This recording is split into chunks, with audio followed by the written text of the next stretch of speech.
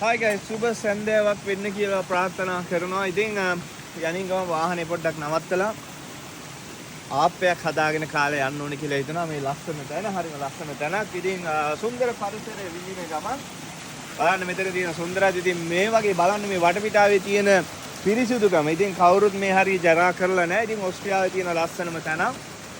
වටපිටාව හරිම පිරිසිදුයි සහ මේ වතුර බොන්න පුළුවන්. මේ තරම් පිරිසිදු වතුර මේ බලන්න.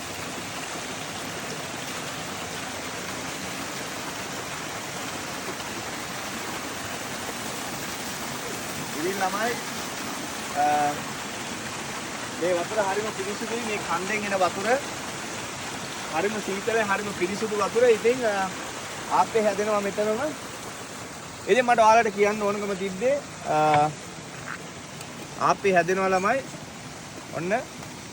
ඉතින් අපි තව ආප්පයක් හදාගමු. ඔබ ස්ටොප්.